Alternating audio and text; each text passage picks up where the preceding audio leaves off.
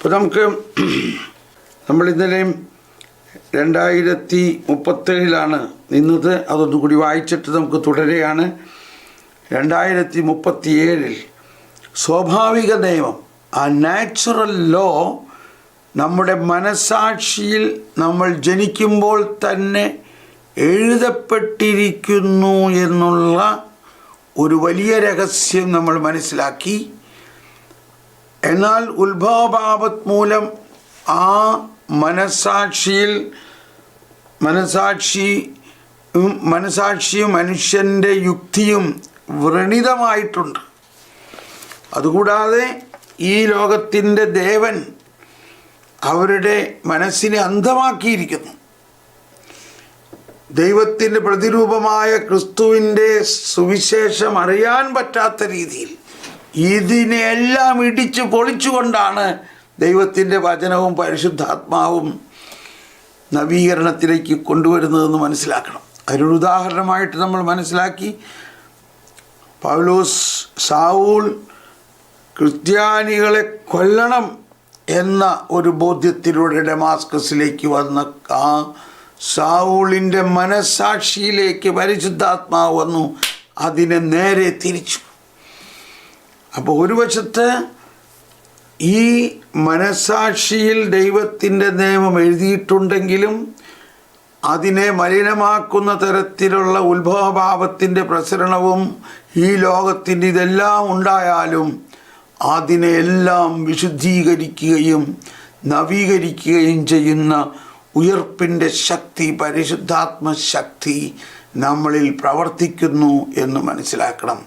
അതാണ് നമ്മുടെ നവീകരണം, അല്ലെങ്കിൽ നമ്മൾ വിശ്വാസത്തിലൂടെ കാഴ്ചപ്പാടിലൂടെ വിജയിക്കേണ്ട ഒരു തത്വം. അപ്പോൾ ആ ബോധ്യത്തോടെ നമുക്ക് തുടരാം.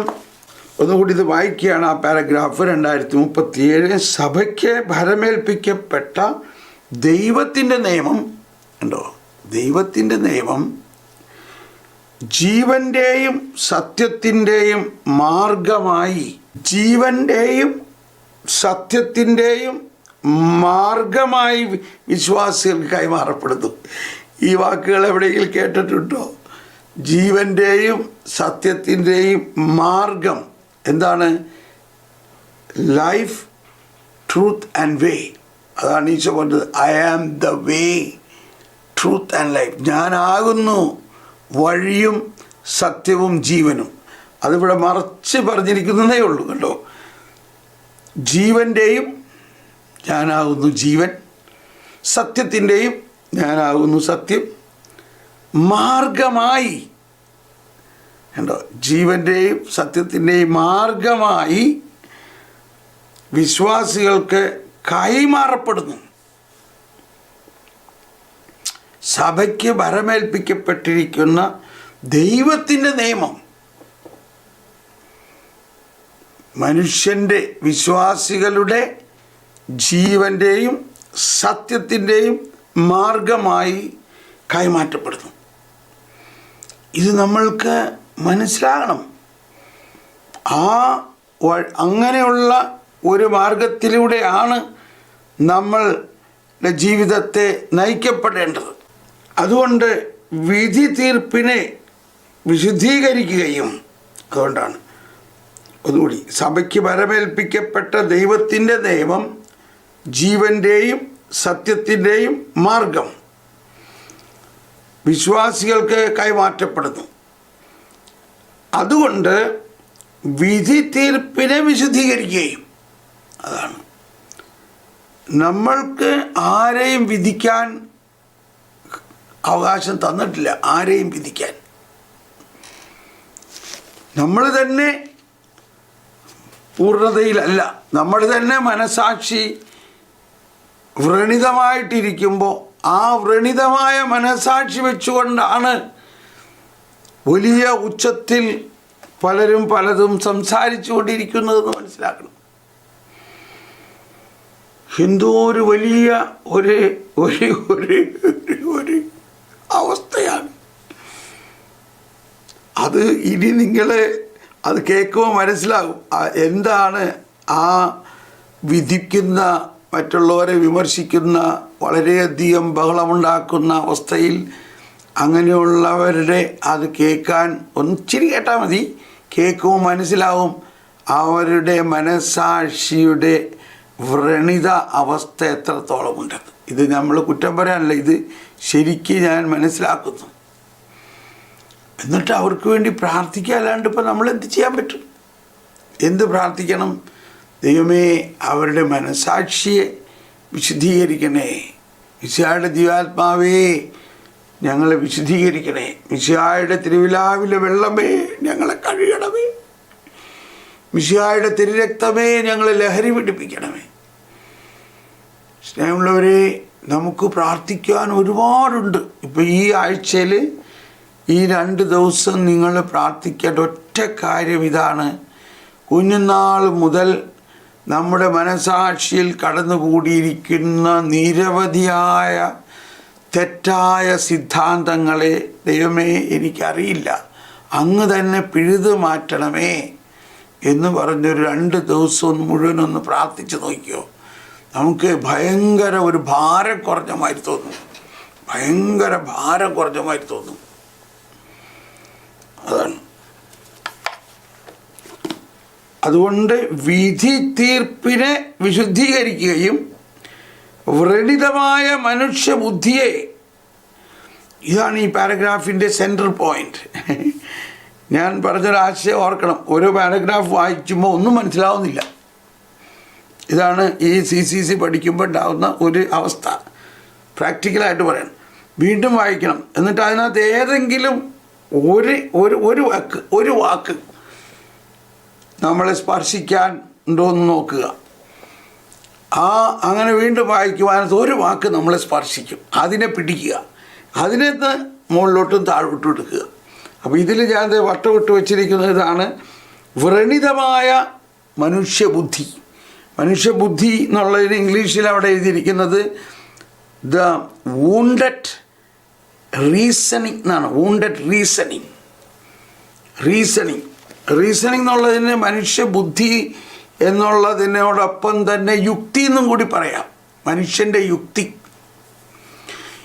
ഇത് നമ്മൾ ആരെയും വിമർശിക്കാൻ വേണ്ടിയല്ല പറയണത്. ഇന്ന് നമ്മുടെ എല്ലാം കുടുംബത്തിൻ്റെയും ലോകത്തിൻ്റെയും അവസ്ഥയാണ്.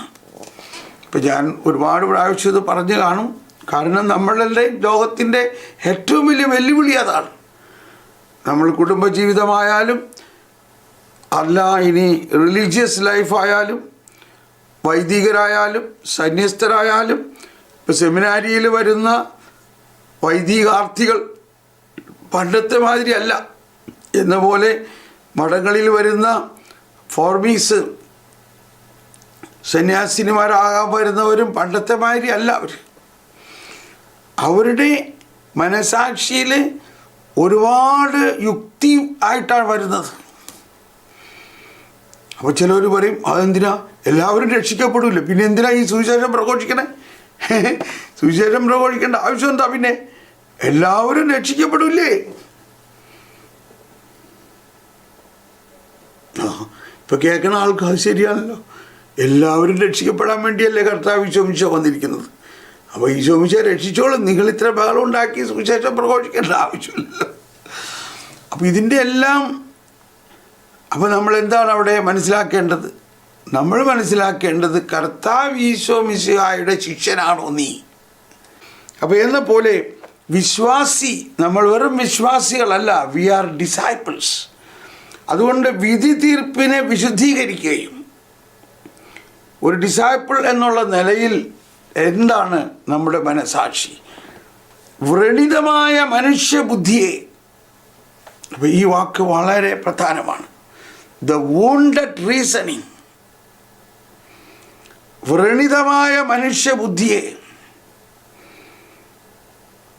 ഇപ്പം നമ്മുടെ 14-15 വയസ്സായ പിള്ളേരോട് നമ്മളെന്തെങ്കിലും പറയാണ്, മോനെ മതിയുടെ മോനെ, നീ ഇനി ആ ഫോൺ ഓഫ് ചെയ്ത് വെക്ക്.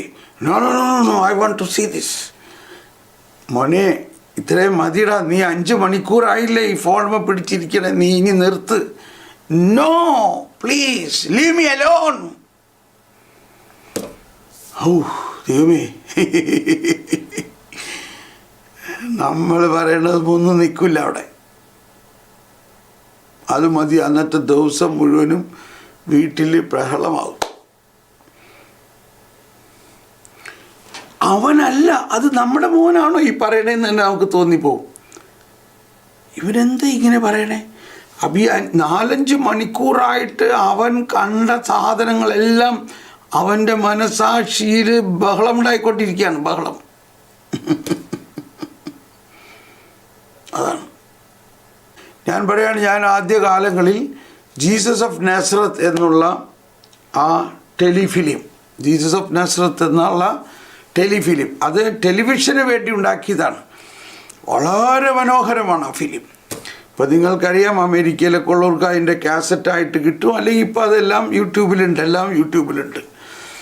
ഇപ്പോഴും ഞാനൊരു 100 പ്രാവശ്യമെങ്കിലും അത് കണ്ടിട്ടുണ്ട്.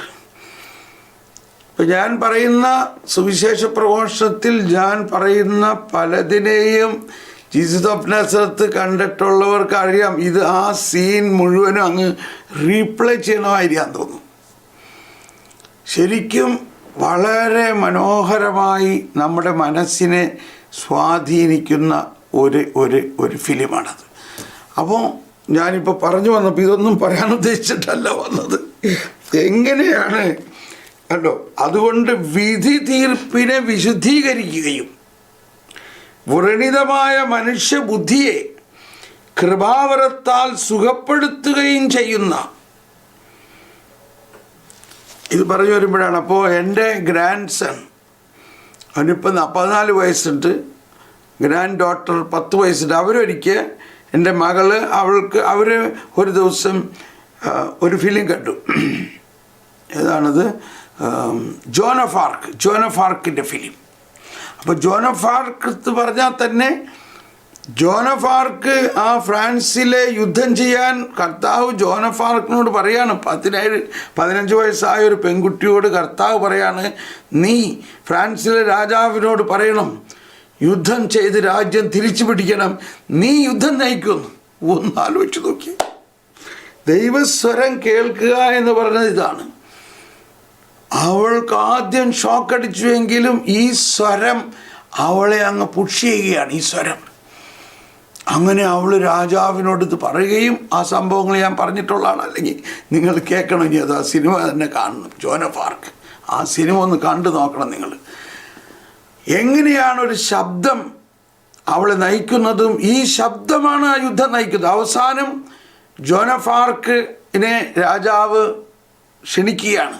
രാജകൊട്ടാരത്തിൽ സൈന്യാധിപന്മാർക്കൊക്കെ ഇത് കേട്ടിട്ട് ഭയങ്കര പുച്ഛം. ഒരു പെണ്ണ് യുദ്ധം നയിക്കണം, അതും 17 വയസ്സായ പെൺകൊച്ച് യുദ്ധം നയിക്കണം. ഒന്ന് ആലോചിച്ച് നോക്കൂ, സൈന്യാധിപന്മാരുടെ എല്ലാം മനസ്സിലുണ്ടാകുന്ന അവസ്ഥ. രാജാവ് പറഞ്ഞു, ഇത് ദൈവത്തിൻ്റെ ഒരു സന്ദേശമാണെന്ന് പറയണം, അതുകൊണ്ട് നമ്മൾ തിരസ്കരിക്കരുത്. അവളെ വിളിച്ചു. രാജാവ് തന്നെ ആദ്യം ഇവളെ ഒന്ന് പരീക്ഷിക്കുകയാണ്, ടെസ്റ്റിംഗ് ദ സ്പിരിറ്റ്. അത് വലിയ മനോഹരമാണ്. രാജാവ് പറഞ്ഞു, ഞാനൊരു കാര്യം ചെയ്യാം, ഞാൻ എൻ്റെ വേഷം മാറി നിൽക്കാം, നിങ്ങളെ ആരെങ്കിലും എൻ്റെ സ്ഥാനത്തൂടെ സിംഹാസനത്തിൽ ഇരിക്കും, നമുക്കൊന്ന് പരീക്ഷിച്ച് നോക്കാം ഇവള് തിരിച്ചറിയുമെന്ന്. ഇവൾക്ക് അങ്ങനെ ആ ദൈവത്തിൻ്റെ പ്രത്യേക ദർശനമുള്ളവളാണെങ്കിൽ അവരറിയണ്ടേ, അവളൊന്ന് പരീക്ഷിച്ച് നോക്കാം. അങ്ങനെ എല്ലാവരും കൂടി അത് സമ്മതിച്ചു. രാജാവ് മാറിയിരുന്നു. രാജാവിൻ്റെ വസ്ത്രം ധരിച്ചുകൊണ്ട് വേറൊരാൾ അവിടെ ഇരുന്നു സിംഹാസനത്തിൽ. അപ്പോൾ ജോൻ ഓഫ് ആർക്കിനെ രാജസന്നിധിയിലേക്ക് കൊണ്ടുവരികയാണ്. അവൾ അടുത്തെത്താറായപ്പോൾ അവൾ അവിടെ നിന്നിട്ട് കണ്ണടച്ചുകൊണ്ട് തന്നെ അവൾ പറയുകയാണ്, ഈ ഇരിക്കുന്ന ആൾ രാജാവല്ല, ദയവ് ചെയ്ത് നിങ്ങൾ അവിടെ നിന്ന് മാറണം, രാജാവ് അവിടെ വന്നിരിക്കണം. എന്നിട്ട് മാറുന്നില്ല, ആരും വരുന്നില്ല. അവൾ കുറച്ചും കൂടി നീങ്ങിയിട്ട് അവളിങ്ങനെ തിരിഞ്ഞിങ്ങനെ നോക്കിയിട്ട് കണ്ണടച്ചുകൊണ്ട് തന്നെ നോക്കിയിട്ട് കൈകൊണ്ട് കാണിച്ചു, ഇതാണ് രാജാവ് അവിടെ നിൽക്കുന്നു, ദയവ് ചെയ്ത് അങ്ങ് ഇവിടെ വന്നിരിക്കണം. അതോടെ അവർക്കെല്ലാവർക്കും കൺവിൻസിങ് ആയി, ഇത് ശരിക്കും ദൈവം സംസാരിക്കുകയാണ്. Anyway, to make the story short, അത് കഴിഞ്ഞ് ഇവൾ യുദ്ധം നയിക്കുകയാണ്. യുദ്ധം നയിക്കണത് എങ്ങനെയാ? ഇവള് യുദ്ധം നയിക്കണത് മുഴുവനും ദൈവസ്വരം കേട്ടുകൊണ്ടാണ്. ഇവള് പറയാണ് അങ്ങനെ പോകരുത്, no don't go that way, എല്ലാവരും എൻ്റെ പുറകെ വരും ഈ വഴിക്ക് കൂടി. അവള് യുദ്ധം നയിക്കുകയാണ്. അവള് കുതിരപ്പുറത്ത് ഫ്രാൻസിൻ്റെ കൊടി പിടിച്ചുകൊണ്ട് അവൾ നീങ്ങുകയാണ്. ആ വഴിക്ക് നീങ്ങണം എന്ന് പറഞ്ഞു. പലരും no that will not success, no I say you come, എല്ലാവരും എൻ്റെ പുറകെ വരുന്നു. അവള് ഇവരെല്ലാവരെയും നയിച്ചു. അങ്ങനെ യുദ്ധം ജയിച്ചു. ഫ്രാൻസ് ജയിച്ചു. വീണ്ടും രാജ്യം പിടിച്ചടക്കി. അങ്ങനെ ക്രിസ്ത്യാനിറ്റി വീണ്ടും അവിടെ വന്നു. ക്രിസ്തീയതയ്ക്ക് വേണ്ടിയിട്ടാണ് അവിടെ യുദ്ധം ചെയ്തത്. അത് കഴിഞ്ഞിട്ടുണ്ടായ സംഭവമെല്ലാം വേറെ പൊളിറ്റിക്സ് ആണ്. അങ്ങനെ അവസാനം പാവം കൊച്ചിനെ ഈ ജീവനോടെ തീയിൽ കത്തിക്കുകയുണ്ടായത്. ഓക്കെ, അപ്പോൾ കമ്മിങ് ടു ദ റിയാലിറ്റി, ഇവിടെ എൻ്റെ ഈ ഗ്രാൻഡ് ചിൽഡ്രൻ അവർ ഈ സിനിമ കണ്ടു കഴിഞ്ഞിട്ട് ഈ യുദ്ധത്തിൻ്റെ ഇത് കണ്ടിട്ട് അവർ പകുതി ആയപ്പോഴേക്കും ഇവർക്ക് പറ്റണില്ല. അവർ പറഞ്ഞു സ്റ്റോപ്പ്, നമുക്ക് പറ്റണില്ല എനിക്ക്. അപ്പോൾ എൻ്റെ ഗ്രാൻഡ് സൺ എലൈജ പറയാണ്, അവനങ്ങാകെ യുദ്ധത്തിൻ്റെ വയലൻസ് കണ്ടിട്ട് അവന് ഭയങ്കര അസ്വസ്ഥത വന്നു. അപ്പം അവൻ പറയാണ് നമുക്കൊരു ജീസസ് വണ്ടർ കാണാമെന്ന് പറഞ്ഞു. അങ്ങനെ ഒരു ജീസസ് വണ്ടർ അവരിട്ടപ്പോൾ അത് അരമണിക്കൂർ കണ്ടു കഴിഞ്ഞപ്പോൾ എല്ലാം വളരെ റിലാക്സായി. അപ്പോൾ മാധ്യമത്തിൻ്റെ അതിപ്രസരണമാണ് ഇന്ന്. പിള്ളേർ തന്നെയല്ല, നമ്മളെല്ലാവരും തന്നെ, നമ്മളും മാധ്യമത്തിൻ്റെ ലോകത്തിലാണ്. We are all victim of the media. അപ്പോൾ ഈ ആധുനിക മാധ്യമ പ്രസരണ ശക്തിയിൽ നമ്മൾ അറിഞ്ഞോ അറിയാതെയോ പലതരത്തിൽ ഉള്ള മനസാക്ഷിയെ മലിനമാക്കുന്നതും മനസാക്ഷിയെ വ്രണിതമാക്കുന്നതും മനസാക്ഷിയെ മനുഷ്യൻ്റെ റീസണിങ്ങിനെ വ്രണിതമാക്കുന്ന നിരവധി കാര്യങ്ങൾ നമ്മളിങ്ങനെ കണ്ടുകൊണ്ടിരിക്കുകയാണ്. ഇന്നലെ ഒരു സിസ്റ്റർ ഒരു മെസ്സേജ് എനിക്കിട്ടു, ബ്രദറെ ആരോ പറയണ കേൾക്കണ്ട, എന്തോ ഒരു ചിപ്പ് വരുന്നു, ആ ചിപ്പ് നമ്മുടെ അകത്ത് വെച്ച് കഴിഞ്ഞാൽ പിന്നെ പിശാച് നമ്മളെ നയിക്കണമായിരിയാവുന്നൊക്കെ പറഞ്ഞുകൊണ്ട്. ഇതൊക്കെ ഏതോ മാധ്യമങ്ങളിൽ കേട്ടേക്കണ തന്നെയല്ലേ. അങ്ങനെ ലോകം അവസാനിക്കാൻ പോവുകയാണ്, എല്ലാവരും ചിപ്പ് വയ്ക്കാൻ പോവുകയാണ്, 666 ആ നമ്പർ നമ്മളുടെ പേരിലൊക്കെ കുത്തും, അങ്ങനെയൊക്കെ പറഞ്ഞുകൊണ്ട് ഇതൊക്കെ എവിടെ നിന്ന് എന്ത് മനസ്സിലായിട്ടാണെന്ന് അറിയില്ല. അപ്പോൾ എന്നാൽ ഈശോ എന്ത് പറയണു, സഭ എന്ത് പഠിപ്പിക്കണു, മാർപ്പാപ്പ എന്ത് പറയണു, എന്താണ് വാസ്തവത്തിൽ ലോകാവസാനം, ലോകാവസാനിക്കണേക്ക് മുമ്പ് എന്തെല്ലാം സംഭവിക്കേണ്ടിയിരിക്കുന്നു, അതിനെക്കുറിച്ചുള്ള യഥാർത്ഥ പ്രബോധനം മനസ്സിലായിട്ടില്ല എന്നർത്ഥം. ഈ വീഡിയോ ഒരുപക്ഷെ ആ സിസ്റ്റർ കേൾക്കുമായിരിക്കാം, അല്ലെങ്കിൽ മറ്റുള്ളവർക്ക് വേണ്ടി കൂടിയാണ് ഇത് പറയുന്നത്. ഇത് നമ്മൾ ഒരുപാട് പ്രാവശ്യം പറഞ്ഞിട്ടുണ്ട്. ലോകാവസാനം എന്നും പറഞ്ഞുകൊണ്ട് നമ്മൾ പേടിക്കാനുള്ള ഒരു കാര്യമല്ല ലോകാവസാനം. ലോകാവസാനത്തിന് മുമ്പ് എന്ത് സംഭവിക്കേണ്ടിയിരിക്കുന്നു? മത്തായി 14:24 സംഭവിക്കേണ്ടിയിരിക്കുന്നു. എന്താണ് മത്തായി 24:14? രാജ്യത്തിൻ്റെ ഈ സുവിശേഷം എല്ലാ ജനതകളുടെയും സാക്ഷ്യത്തിനായി ലോകം മുഴുവൻ പ്രഘോഷിക്കണം. അതാണ് രാജ്യത്തിൻ്റെ ഈ സുവിശേഷം. എല്ലാവരും ക്രിസ്തുവിലാകാനായി രാജ്യം മുഴുവൻ, ലോകം മുഴുവൻ ക്രിസ്തുവിനെ അറിയണം. അങ്ങനെ ലോകം മുഴുവനും ക്രിസ്തുവിനെ എല്ലാ ജനതകളുടെയും സാക്ഷ്യത്തിനായി, താങ്ക് യു പ്രിൻസി, രാജ്യത്തിൻ്റെ ഈ സുവിശേഷം ലോകമെങ്ങും പ്രസംഗിക്കപ്പെടും. എന്തിനു വേണ്ടി? എല്ലാ ജനതകളുടെയും സാക്ഷ്യത്തിനായി.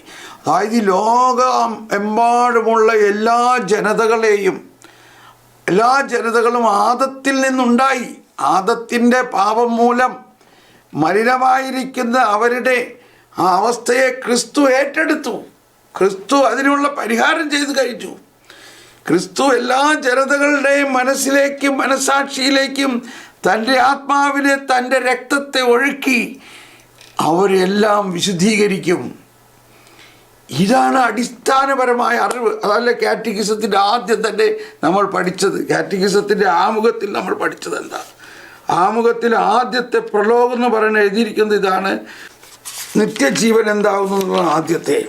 പിതാവേ, ഏകസത്യമായ അങ്ങയെയും അങ്ങയച്ച യേശുക്രിസ്തുവിനെയും അറിയുക എന്നതാണ് നിത്യജീവൻ. എല്ലാ മനുഷ്യരും രക്ഷ പ്രാപിക്കണമെന്നും സത്യത്തിൻ്റെ ജ്ഞാനത്തിലേക്ക് വരണമെന്നും കണ്ടോ, മനസാക്ഷിയിൽ നമ്മുടെ രക്ഷകനായ ദൈവം ആഗ്രഹിക്കുന്നു. വീണ്ടും, നമ്മളുടെ രക്ഷ പ്രാപിക്കുവാനായി യേശുവിൻ്റെ നാമമല്ലാതെ മറ്റൊരു നാമവും മനുഷ്യരുടെ ഇടയിൽ ആകാശത്തിന് കീഴിൽ നൽകപ്പെട്ടിട്ടില്ല.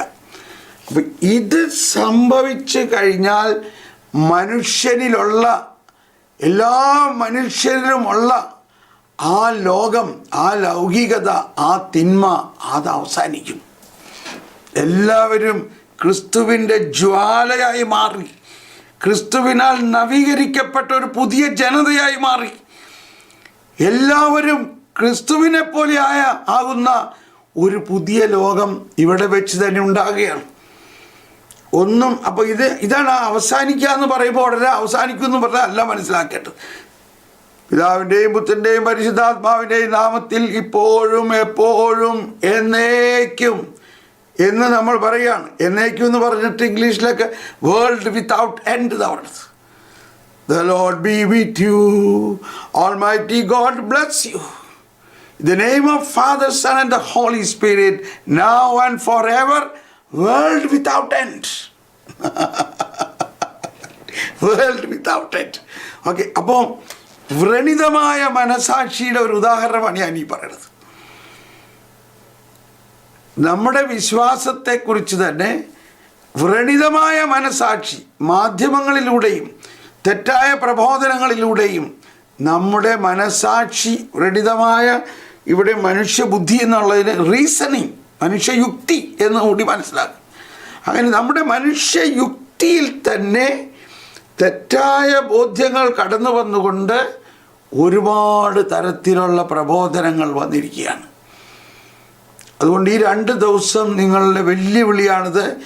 നമ്മളെ മനസ്സാക്ഷിയും യുക്തിയെയും വിശുദ്ധീകരിക്കുന്നതിന് വേണ്ടി മാത്രം നിങ്ങൾ പ്രാർത്ഥിക്കൂ. എന്നിട്ട് മാർപ്പാപ്പയുടെ പള്ളിപ്രസംഗങ്ങൾ കേൾക്കൂ, മാർപ്പാപ്പ സഭയോട് പറഞ്ഞിരിക്കുന്നത് കേൾക്കൂ, മാർപ്പാപ്പയിലൂടെ പരിശുദ്ധാത്മാവ് പറയുന്നത് കേൾക്കൂ, ഈശോയുടെ വചനം തന്നെ കേൾക്കൂ, ഈശോയുടെ വചനം ഓഡിയോ ബൈബിളായിട്ട് കേൾക്കൂ, സുവിശേഷം മാത്രം കേൾക്കൂ, സുവിശേഷത്തിൻ്റെ ഓഡിയോ പ്ലേ ചെയ്യും, കേൾക്ക്, സുവിശേഷം മാത്രമായിട്ടുള്ള വീഡിയോകൾ കാണും, ജീസസ് വണ്ടർ, ജീസസ് ഓഫ് നാസറത്ത്, അതുപോലെയുള്ള യേശുവിൻ്റെ ജീവിതത്തെ കുറിച്ചുള്ള സിനിമകൾ കാണും. അപ്പോൾ അത് നമ്മുടെ മനസാക്ഷിയിലെ മലിനത മാറ്റും. ഇതാണ് ആധുനിക രീതിയിൽ നമ്മൾ ചെയ്യേണ്ടത്. എന്നെ ദൈവം ആരംഭം മുതലേ അങ്ങനെയാണ്. നമ്മുടെ ഫ്രാൻസിസ് അസീസിയുടെ ബ്രദർ സൺ സിസ്റ്റർ മൂൺ എന്നുള്ള സിനിമ ഞാനൊരു 100 പ്രാവശ്യത്തിൽ കൂടുതൽ കണ്ടിട്ടുണ്ട്. അതെൻ്റെ മനസ്സിനെ വളരെയധികം നവീകരിച്ചു ഫ്രാൻസിസ്. അതുപോലെ നിരവധി വിശുദ്ധരുടെ സിനിമകൾ ഇന്ന് അവൈലബിളാണ്. ഞാൻ പറയാറുള്ള ഒരു സിനിമയാണ് കുപ്പർട്ടീനോ. അതുപോലെ തന്നെ സോങ് ഓഫ് ബെർണാഡത്ത്, വിശുദ്ധ ബെർണാഡത്ത് ലൂർദിലുണ്ടായ സംഭവത്തെക്കുറിച്ചും കൊച്ചു ത്രേസ്യയെക്കുറിച്ചും പീറ്റർ ആൻഡ് പോൾ, ഇങ്ങനെയുള്ളവരുടെ എല്ലാം സിനിമകൾ നിങ്ങൾ കാണും. ഈ വിശുദ്ധന്മാരുടെ നിങ്ങളത് കണ്ടു കഴിയുമ്പോൾ, ഞാനിവിടെ യൂറോപ്പിലെ സുവിശേഷ വേല ആരംഭിച്ചപ്പോൾ എനിക്ക് അതിഭയാനകമായ പ്രശ്നങ്ങൾ നേരിടേണ്ടി വന്നു. അപ്പോൾ ഞാൻ അന്ന് യൂട്യൂബിലല്ല, അന്ന് ഒരു ചെറിയ DVD പ്ലെയർ ആയിരുന്നു. ചെറിയ ചെറിയ ലാപ്ടോപ്പുമായി തന്നെ ഇതിലും ചെറിയ DVD പ്ലെയർ, ഒരു കെട്ട് DVD എൻ്റെ അടുത്തുണ്ടായിരുന്നു. അതിനകത്ത് ഞാൻ വളരെയധികം കണ്ടിട്ടുള്ള ഒരു DVD ആണ് പൗലോസിൻ്റെ സെൻറ്റ് പോളിനെ കുറിച്ചുള്ള DVD. സെൻറ്റ് പോളിനെ കല്ലെറിയണതാണ്. ഞാൻ ഫാസ്റ്റായിട്ട് എടുത്തിട്ട് സെൻറ്റ് പോളിനെ കല്ലെറിയണം. സെൻറ്റ് പോൾ ഭയങ്കര ശക്തിയോടെ പ്രസംഗിച്ചുകൊണ്ടിരിക്കുന്നു. ഉയർപ്പിൻ്റെ കാര്യം പറയുമ്പോഴേക്കും ആളുകൾ കല്ലെറിഞ്ഞിട്ട് സെൻറ്റ് പോളിനെ വലിച്ചിഴച്ച് കൊണ്ടുപോയി അവർ പുറത്ത് തട്ടുന്നു. എന്നിട്ട് സെൻറ്റ് പോളിൻ്റെ പൗലോസിൻ്റെ ആൾക്കാർ വന്നു കഴിയുമ്പോൾ പൗലോസ് വീണ്ടും എഴുന്നേറ്റ് വരുന്നു. ഇതെന്നെ ഈ നാട്ടിലെ സുവിശേഷത്തിന് വേണ്ടി ഞാൻ അതുപോലെ സഹിച്ചിട്ടുള്ളതാണ്. സുവിശേഷം എന്ന് പറയുമ്പോൾ ഉടനെ എല്ലാം വളരെ റെഡ് കാർപ്പറ്റുമായി നടക്കുന്നു ഒരിക്കലും വിചാരിക്കരുത്. ഒബ്സ്ട്രക്ഷൻ, ഒബ്ജക്ഷൻ, പെർസിക്യൂഷൻ, ഇത് മൂന്നും സുവിശേഷത്തിൻ്റെ കൂടെ നമ്മൾക്ക് അനുഭവിക്കേണ്ടി വരുന്നതാണ്. അത് നമ്മൾ ആര് തന്നെ ആയാലും എത്ര ചെറിയ സുവിശേഷ വേല ചെയ്യണമെന്ന് പറഞ്ഞാലും അതിന് എതിരായിട്ട് ഒരുപാട് പ്രശ്നങ്ങൾ നമുക്കുണ്ടാകും. അതുകൊണ്ട് ഒരിക്കലും അതെല്ലാം വളരെ സുഗമമായിട്ട് പോകുമെന്ന് വിചാരിക്കരുത്. അത് മനസ്സിലാക്കിക്കൊണ്ട് നമ്മുടെ മനസാക്ഷിയെ, നമ്മുടെ റീസണിങ്ങിനെ കരുത്തുള്ളതാക്കുന്ന തരത്തിലുള്ള ആപ്ലിക്കേഷൻസ് നമുക്ക് വേണം. അപ്ലൈഡ് ഫെയ്ത്ത് എന്ന് പറയാം. നമ്മൾ എൻജിനീയറിംഗിൽ applied electronics, applied physics, applied എന്ന് പറയും. ഇതുപോലൊരു അപ്ലൈഡ് ഫെയ്ത്താണ് നമുക്ക് വേണ്ടത്. Thank you. അപ്പോൾ ഈ സോങ് ഓഫ് ബെർണാഡത്ത്, ഓക്കെ, അപ്പോൾ ഈ സിനിമകളൊക്കെ നിങ്ങൾ കാണുന്നത് നല്ലതാണ്. Song of Bernadette is very good, very good. Okay, അപ്പം ഇതെല്ലാം പറയുന്നത് വിധി തീർപ്പിനെ വിശുദ്ധീകരിക്കുകയും, നമ്മളുടെ അകത്തൊരു വിധി തീർപ്പാണ് നമ്മളെല്ലാത്തിനെയും. ആ വിധി തീർപ്പിനെ വിശുദ്ധീകരിക്കുകയും വ്രണിതമായ മനുഷ്യയുക്തിയെ, മനുഷ്യബുദ്ധി എന്നാണ് ഇവിടെ എഴുതിയിരിക്കുന്നത്, ഞാനത് കുറച്ചുകൂടി ശക്തമാകാൻ വേണ്ടിയാണ് മനുഷ്യയുക്തി. നമ്മുടെ അകത്ത് തന്നെ ഒരു യുക്തിയുണ്ട്.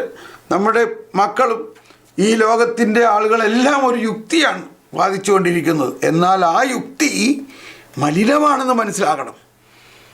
ആ യുക്തി പ്രകാശിക്കപ്പെട്ടില്ല. ഇത് നമ്മൾ മുമ്പൊരിക്കൽ ഒരുപാട് ചർച്ച ചെയ്തിട്ടുള്ളതാണ്. വിശ്വാസം, യുക്തി, ഫീദസ് എത്രാസ്യോ എന്ന് പറഞ്ഞ പുസ്തകമെല്ലാം റെഫർ ചെയ്തിട്ട് മാർപ്പാപ്പയുടെ. അപ്പോൾ ആ മനുഷ്യയുക്തി അതൊന്നുകൂടി ഞാൻ പറയാണ്.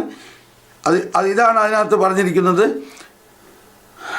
ഫെയ്ത്ത് അല്ലെങ്കിൽ the reason must be set free from the fragility of the original sin by the light of faith. അതാണ് വിശ്വാസത്തിൻ്റെ പ്രകാശത്തിലൂടെ ഉത്ഭാവത്താൽ വ്രണിതമായ മനുഷ്യൻ്റെ യുക്തി പ്രകാശിപ്പിക്കപ്പെടണം. അതാണ്. അപ്പോൾ നമ്മളെല്ലാവരിലും ഈ യുക്തിയിലുള്ള ദ ഫ്രജിലിറ്റി ഓഫ് ദ റീസൺ, അതായത് മനുഷ്യ യുക്തിയുടെ ദൗർബല്യമുണ്ട്. ആ മനുഷ്യയുക്തി ഒരു കോൺഫ്ലിക്റ്റ് നിറഞ്ഞതാണ്. ഇപ്പോൾ നമ്മൾ കമ്പ്യൂട്ടറെല്ലാം എടുക്കുമ്പോൾ ചിലപ്പോൾ പെട്ടെന്നൊരു നോട്ടീസ് വന്നേക്കാണ്, കോൺഫ്ലിക്റ്റ്. നിങ്ങൾ കമ്പ്യൂട്ടറുകാരായിട്ടുള്ളവർക്ക് എളുപ്പം പറയും. അപ്പോൾ ഈ കോൺഫ്ലിക്റ്റ് നമ്മുടെ മനസാക്ഷിയിലൊരു കോൺഫ്ലിക്റ്റ് വരികയാണ്. ഈ കോൺഫ്ലിക്റ്റ് എങ്ങനെ മാറും?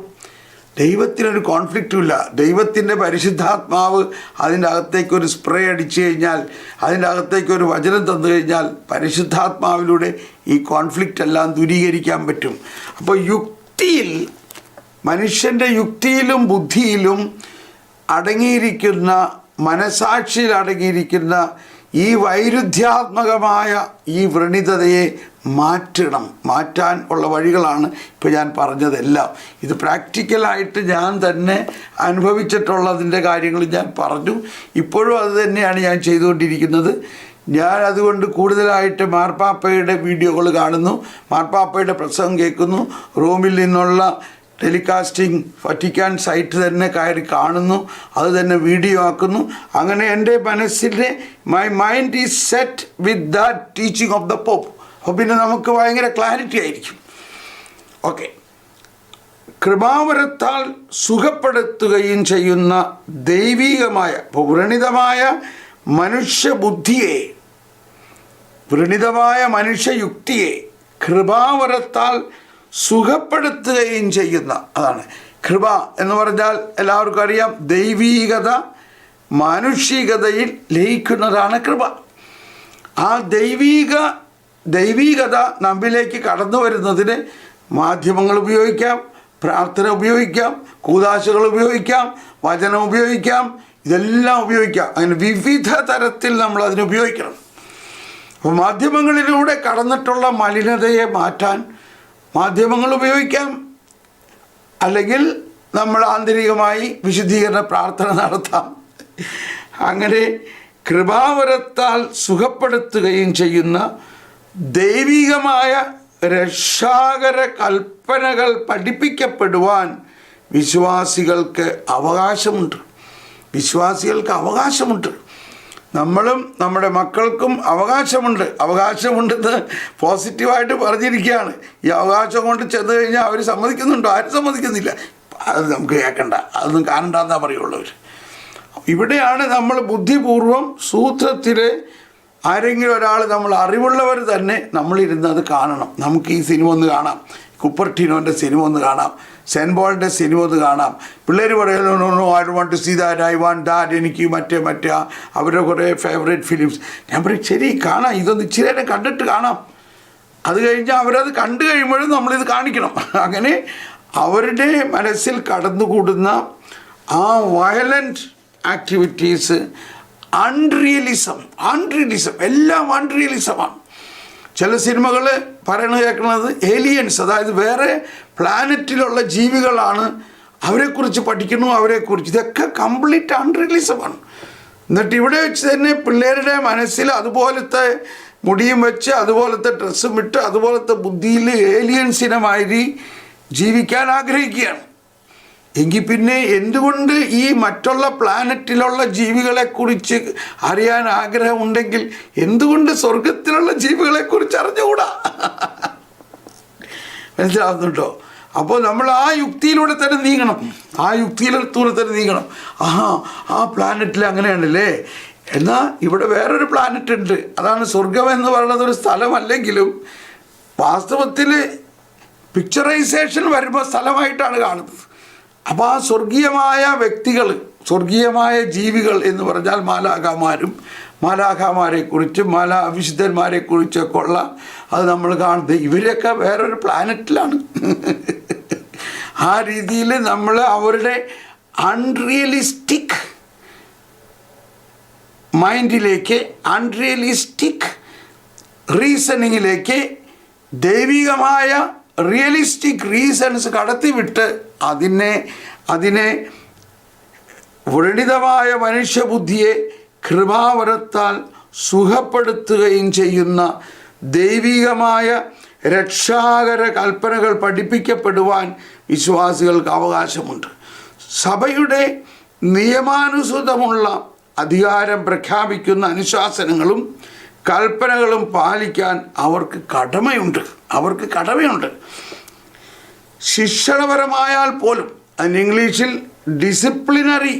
ഡിസിപ്ലിനേറിയനായാൽ പോലും ഈ കൽപ്പനകൾ സ്നേഹത്തിലുള്ള വിധേയത്വം ആവശ്യപ്പെടുന്നു. അപ്പോൾ ഇതെല്ലാം പഠിപ്പിക്കുമ്പോൾ ദൈവസ്നേഹത്തിലൂടെയാണ് നമ്മളിതെല്ലാം അവരിലേക്ക് പ്രവേശിപ്പിക്കേണ്ടത്, നമ്മൾ പഠിക്കേണ്ടത്. Praise the Lord.